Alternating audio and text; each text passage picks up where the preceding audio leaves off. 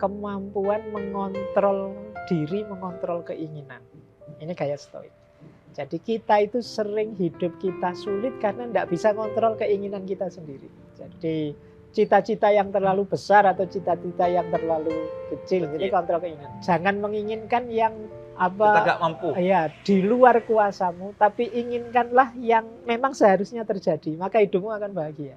Kebahagiaan kita, karena selama ini yang kita inginkan yang beda, yang aneh-aneh dengan logos itu. Pak, saya ingin gimana caranya mudanya santai-santai tapi tuanya kaya raya sukses. Ini enggak logos, ini enggak terpola. Jadi yang ketiga, gaya stoik itu yang di luar diriku sebenarnya tidak bisa mempengaruhi aku kalau aku tidak mengizinkan. Oke, contohnya apa, Mas? Ini yang membuat mentalnya tadi. Misalnya kita dibuat orang marah misalnya. Loh, tindakan orang membuat kita marah itu kuasanya dia. Tapi kita jadi marah atau tidak itu dalam kuasa kita sebenarnya. Oh iya. Jadi kita tidak bisa mengontrol orang, tapi kita bisa mengontrol respon kita terhadap orang. Terhadap orang itu.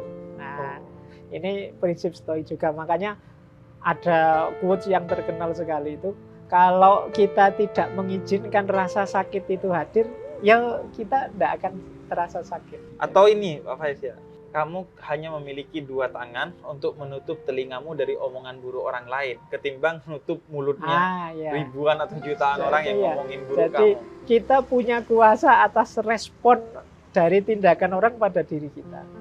Nggak bisa ngurus orang itu harus begini, harus begitu. Ya, tapi kita bisa ngatur kontrol respon kita. Kan hari ini sering orang itu keburukannya orang lain, buahnya adalah keburukan kita. Orang lain maki-maki kita secara tidak sopan, akhirnya kita terpengaruh maki-maki dia secara tidak sopan. Itu yang kalau bahasa saya, keburukannya orang lain akhirnya jadi keburukan kita juga. Padahal kita bisa kok orang lain buruk, kita responnya positif. Jadi kita tidak bisa ngontrol orang. Orang itu di luar kuasa kita, tapi kita bisa ngontrol diri kita sendiri. Kita bisa marah, bisa juga tidak. Kita bisa tersinggung, bisa juga tidak. Ada orang polanya kayak apa tentang kita, biasa saja kok memang orang. Nah itu kan kita tenang. Ada orang yang harusnya kita sudah marah, tapi enggak ngapain marah, yo itu masalah, ya itu problem yang harus diselesaikan ya. Tapi enggak harus dengan marah kan. Nah, itu kita bisa. Jadi mungkin kalau bahasa ilmiahnya kita tidak reaktif tapi responsif.